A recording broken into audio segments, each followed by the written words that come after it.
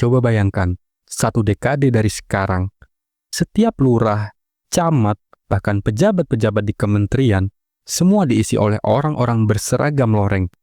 Setiap kebijakan negara lahir bukan dari hasil diskusi rakyat, bukan dari parlemen yang penuh perdebatan, tapi dari meja hijau di markas besar. Setiap kali lo buka media sosial, berita yang muncul bukan lagi soal kritik atau tuntutan keadilan, tapi hanya laporan tentang betapa stabilnya negara ini.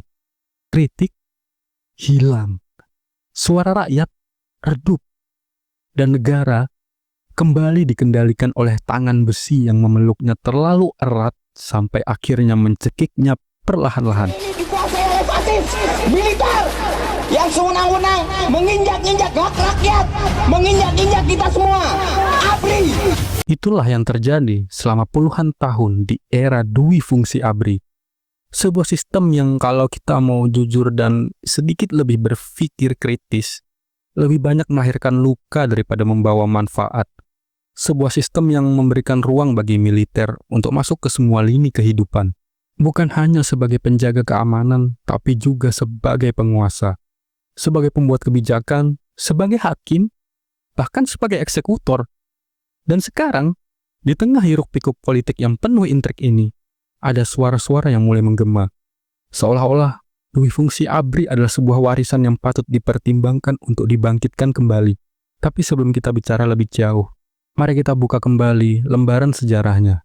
Bersama saya, Tandu Zahar, kita akan ngobrol serius santai di hati, karena semua topik punya sisi berarti. Sejarah itu seringkali diromantisasi.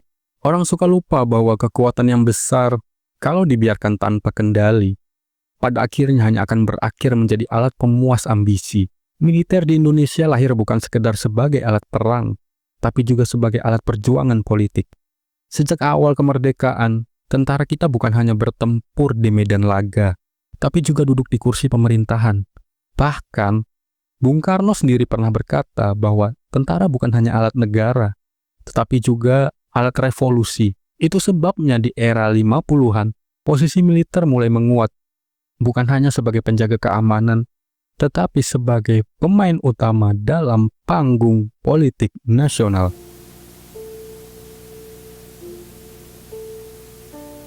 Lalu apa yang terjadi?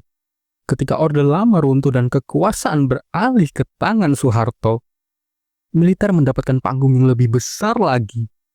Mereka tidak lagi sekedar menjadi penjaga stabilitas, tapi juga menjadi bagian dari sistem pemerintahan itu sendiri. Soeharto meresmikan konsep dui fungsi ABRI. Satu tangan memegang senjata, satu tangan lagi mengendalikan roda pemerintahan. Hasilnya, di setiap provinsi, di setiap kabupaten, di setiap instansi pemerintahan, bahkan di perusahaan-perusahaan negara, militer mendapatkan tempat khusus. Tidak peduli apakah mereka memiliki kapasitas dalam birokrasi atau tidak. Selama mereka berseragam, mereka punya hak untuk ikut menentukan arah bangsa ini. Menteri Perhubungan Frans Seda dan Jenderal M. Panggabean masing-masing sebagai anggota. Dan di atas kertas, ini terdengar seperti ide yang cemerlang. Sebuah negara yang stabil dipimpin oleh orang-orang yang terlatih dalam disiplin dan strategi. Tapi kita semua tahu, stabilitas yang lahir dari tangan besi itu bukanlah stabilitas yang benar-benar sehat. Karena dalam setiap rezim yang terlalu kuat, selalu ada rakyat yang dipaksa diam. Dan itulah awal dari sebuah bencana.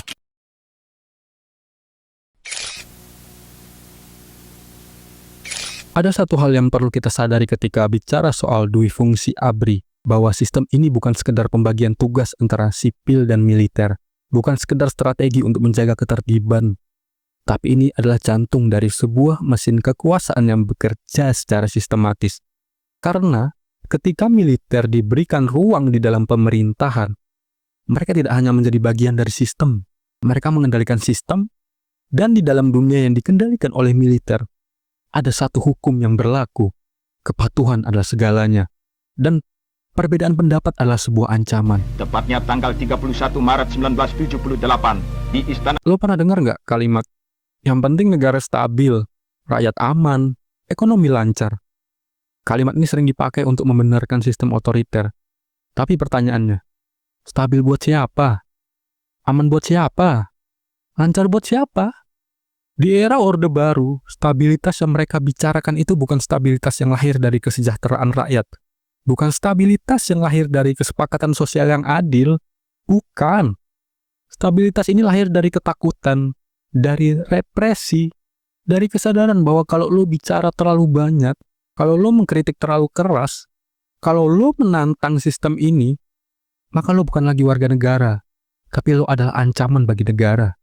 Dan di masa itu, ada ribuan orang yang dianggap ancaman. Mahasiswa, jurnalis, aktivis, pemikir, seniman, buruh, semuanya berpotensi menjadi musuh negara hanya karena mereka berani bertanya, apakah yang kita jalani ini benar? Apakah ini adil? Dan bagi mereka yang terlalu banyak bertanya, sejarah mencatat jawabannya. Hilang tanpa jejak, atau kalaupun ditemukan, bukan dalam keadaan yang bisa dikenali lagi. Tentara itu seharusnya punya satu tugas utama, menjaga kedaulatan negara dari ancaman luar. Seorang tentara dilatih untuk bertempur, untuk menghadapi perang, untuk memastikan bahwa negeri ini aman dari invasi atau ancaman bersenjata. Tapi, ketika tentara mulai diberikan jabatan di pemerintahan, ketika mereka mulai duduk di kursi kekuasaan, maka yang terjadi adalah militer yang seharusnya fokus pada pertahanan, akhirnya sibuk mengurus anggaran, sibuk membangun jalan tol, sibuk mengatur proyek infrastruktur, sibuk mengelola sumber daya alam, dan akhirnya melupakan tugas utamanya. Lo tahu apa yang terjadi ketika sebuah negara terlalu mengandalkan militer dalam birokrasi? Yang pertama, kebijakan publik menjadi kaku. Karena dunia sipil itu kompleks, dinamis, butuh fleksibilitas dan diskusi yang terbuka. Sedangkan militer, mereka terbiasa dengan instruksi, perintah, titah yang harus dijalankan tanpa pertanyaan. Ini adalah dunia yang berbeda. Dan ketika dua dunia ini dipaksa untuk menyatu, yang terjadi bukanlah sinergi, tapi ketimpangan. Dan yang lebih berbahaya lagi, ketika seorang jenderal lebih sibuk mengurus administrasi daripada latihan tempur, maka pertahanan negara yang seharusnya kuat justru melemah. Sehingga ketika benar-benar ada ancaman dari luar, militer kita tidak lagi siap menghadapi perang. Karena terlalu lama berpolitik, terlalu lama berbisnis, terlalu lama mengelola proyek-proyek negara yang seharusnya bukan menjadi urusan mereka. Lo pernah dengar nggak kalimat, tentara itu nggak korupsi, tentara itu disiplin? Ya, itu mitos. Dan mitos ini berhasil bertahan karena satu hal. Tidak ada yang berani membongkarnya. Korupsi di sektor sipil itu masih bisa diberitakan, masih bisa diinvestigasi, masih bisa diungkap oleh media. Tapi korupsi di dalam militer, itu wilayah yang gelap, yang hampir tidak bisa disentuh. Karena setiap kali ada yang mencoba membuka rahasia itu, ada tembok besar yang menghadang. Ini rahasia negara, ini urusan internal, ini menyangkut pertahanan nasional. Dan di balik semua itu, ada bisnis-bisnis gelap yang tidak pernah benar-benar terungkap. Dari tambang ilegal, perdagangan senjata, proyek-proyek fiktif, sampai penguasaan lahan di berbagai daerah. Ini semua terjadi di balik bayang-bayang kekuasaan, jauh dari jangkauan hukum, jauh dari jangkauan rakyat. Karena ketika militer mengendalikan negara, mereka juga mengendalikan siapa yang boleh bicara dan siapa yang harus diam. Sekarang mari kita bayangkan, kalau dui fungsi ABRI kembali diterapkan, apakah lo masih bisa bebas bicara? Apakah mahasiswa masih bisa turun ke jalan dengan tenang? Apakah kita masih bisa percaya bahwa keadilan benar-benar ditegakkan? Demokrasi akan mati perlahan. Kritik terhadap pemerintah bisa dianggap ancaman militer. Pemilu hanya formalitas, karena kandidatnya, ya, tetap berasal dari militer.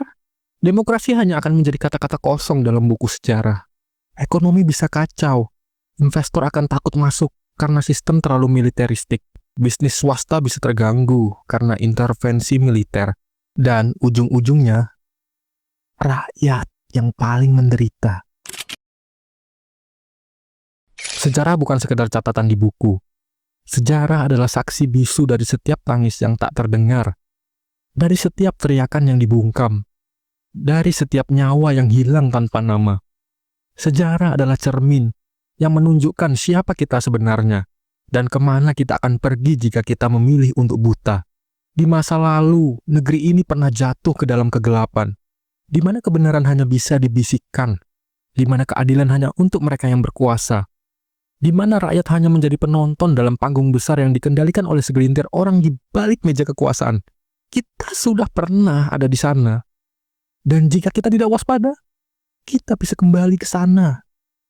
Jadi sekarang, pertanyaannya sederhana. Apakah kita akan membiarkan sejarah mengulang dirinya? Apakah kita akan diam dan menyerahkan masa depan kita di tangan mereka yang pernah menuntun kita ke jurang? Atau apakah kita akan berdiri, melihat ke depan, dan memastikan bahwa kita tidak akan kembali ke masa di mana suara rakyat hanya menjadi gema kosong di lorong-lorong yang gelap? Keputusan ada di tangan kita. Like, share, jika ini bermanfaat buat kamu. Terima kasih untuk subscribe-nya, dan tulis pendapat lo di kolom komentar.